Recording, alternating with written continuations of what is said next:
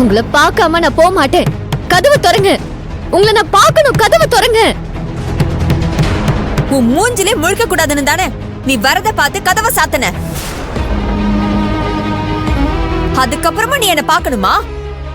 உனக்கு கொஞ்சம் கூட சூடு சொரணே இல்லையா? இங்க பாரு, நீ மான ரோஷம் உள்ளவளா இருந்தா அப்படியே வந்த வழியே பேசாம போயிடு. அண்ணி, எனக்கு இப்ப மான ரோஷத்தை விட உங்க மேல நான் வச்சிருக்கிற பாசமும் விசுவாசமும் தான் எனக்கு பெருசா தெரியுது. அதனால நீங்க என்ன சொன்னாலும் நான் இந்த இடத்தை விட்டு நகர மாட்டேன். உங்களை பார்க்காம போக மாட்டேன். கதவை திறங்க. ஓ அப்படியா? உனக்கு இவ்ளோ பிடிவாதமோ அகம்பாவமோ இருந்தா நீ வாசல்லே கடையா கடை.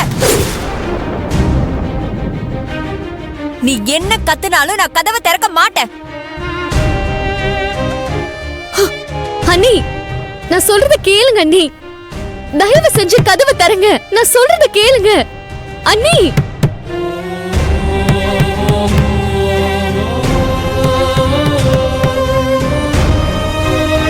அண்ணோ, அண்ணி, அண்ணா, எல்லாரும் வேடிக்கை பாக்குறாங்க. அண்ணோ, அண்ணி, நான் உங்களுக்கு நல்லது நினைச்சுதான் அந்த கவுன்சிலர் விஷயத்த சொன்னேன். நீங்க ஏமாந்து கஷ்டப்படக்கூடாதுங்கிறதுக்காக தான் இத மறைக்காம வெளிப்படையா சொல்லி உங்களை உஷார்படுத்தினேன். ஆனா நீங்க என்ன தப்பா நினைச்சிட்டு இருக்கீங்க. நான் சொன்னதையும் தப்பா புரிஞ்சிட்டு இருக்கீங்க. நான் உங்களுக்கு ஏதோ கெடுதல் பண்றதா அவசரப்பட்டு முடிவெடுத்துட்டு இருக்கீங்க. ஏய், உன்னோட கட்டுக்கதையெல்லாம் என்ன நம்ப சொல்றியா? ஒழுங்கா இங்க இருந்து போயிடு. ஐயோ அண்ணி, இது கட்டுக்கதை இல்ல, நீ உண்மை. நான் சொல்றது அத்தனையும் உண்மை. நீங்க கதவை தரங்க. நான் எல்லாத்தையும் விளக்கமா சொல்றேன்.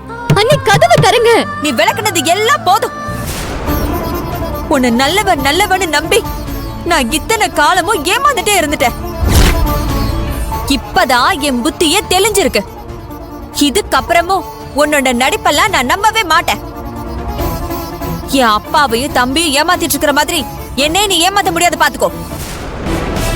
உன்னை நம்பி நான் மோசம் போனது எல்லாம் போதும். பேசாம இங்கிருந்து போயிடு. நீங்க வீட்டை விட்டு பிரிஞ்சு வந்து இப்படி இருக்கிறத நினைச்சா எனக்கு உசுரே போற மாதிரி இருக்கு. சும்மா சொல்லாத.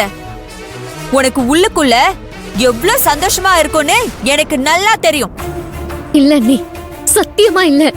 நான் உங்களை கூட்டிட்டு போகிறதுக்காக தான் வந்திருக்கேன். தயவு செஞ்சு கதவை திறந்து வெளியே வாங்க. நாம நம்ம வீட்டுக்கு போலாம் அண்ணி. நம்ம வீடா? அது உன்னோட வீடுடி. அந்த நினைப்புலையும் மெதப்புலையும் தானே உன் இஷ்டத்துக்கு இல்லாது பொல்லாது எல்லாத்தையும் பண்ணிட்டு இருக்க. நீ போ. நீ ஆசைப்பட்ட மாதிரி சந்தோஷமா வாழு. இனிமே நாங்க வரவே மாட்டேன்டி. நீ இருக்கிற அந்த வீட்டுக்குள்ள எந்த காலத்திலயோ என் கால அந்த வாசல மிதிக்காது. ஐயோ அண்ணி, ஏன் இப்படி புரிஞ்சுக்காம பிடிவாதம் பிடிக்கிறீங்க? கதவை திறந்து வெளியே வாங்க அண்ணி. வாங்க அண்ணி, தயவு செஞ்சு வாங்க. அண்ணி, இப்ப நீங்க கதவை திறக்க போறீங்களா இல்லையா? ஐயோ, இப்ப நீ போறியா இல்லையா? இங்க பாரு, இப்ப நீ போகல என்ன நானே ஏதாவது பண்ணிக்கிட்டு என் கதையை முடிச்சிருவ, பாத்துக்கோ. அண்ணி, ஏன் அண்ணி இப்படி எல்லாம் பேசுறீங்க? ஏன்? நான் உங்களுக்கு அப்படி என்ன அண்ணி பண்ணேன்? என்ன பண்ணனியா? உன் மேல இருக்கிற வெறுப்புலையும் கோபத்துலையும் தான் அந்த வீட்டை விட்டே நான் இங்க வந்திருக்கேன். இப்ப நான் இங்கே இருக்க கூடாது, ஒரேடியா மேல போகணும்னு சொல்லாம சொல்றதுக்கு நீ வந்து இப்படி நிக்கிறியா? மணியக்கா, நீங்க ரொம்ப பேசாதீங்க. என்னவோ உங்களுக்கு தான் எல்லாமே தெரிஞ்ச மாதிரி இஷ்டத்துக்கு பேசிட்டு இருக்கீங்க. அண்ணோ பிரச்சனை பண்ண வரல, உங்களை சமாதானப்படுத்தி எப்படியாவது வீட்டுக்கு கூட்டிட்டு போனோன்னு அவ மாமா ஆசைப்படுற மாதிரி உங்க குடும்பம் கூட்டு குடும்பமா இருக்கணும்னு ஆசைப்பட்டு வந்திருக்கா. அதான் நீங்க இவ்ளோ அசிங்கப்படுத்தியும் இந்த கதவை தட்டிக்கிட்டு கெஞ்சி கேட்டுக்கிட்டு நின்னுட்டு இருக்கா. ஏதானோ என்ன நீ அவளுக்கு வக்காலத்தா? உன்னை விட அதிகமா நான் அவளுக்கு வக்காலத்து வாங்கினவடி. இப்பதான் அவளோட சுயரூபமே என்னன்னு எனக்கு தெரிஞ்சிருக்கு. நீயும் கூடிய சீக்கிரமே தெரிஞ்சுப்படி.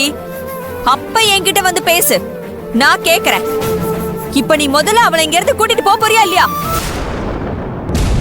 அண்ணி, நீங்க என் கூட இவ்ளோ பழகியும் என்ன சரியா புரிஞ்சுக்காம இருக்கீங்கன்றத நினைச்சு எனக்கு மனசுக்கு ரொம்ப கஷ்டமா இருக்கு அண்ணி. அடுத்தவங்க சொல்றத பெருசா எடுத்துக்கிட்டு என்கிட்ட கோவப்படாதீங்க.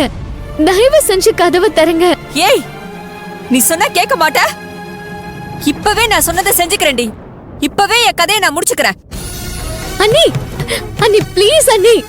அண்ணி, அண்ணி வேண்டாம், நீ சொன்ன கேளுங்க அண்ணி. அண்ணி, அண்ணி சொன்ன கேளுங்க அண்ணி.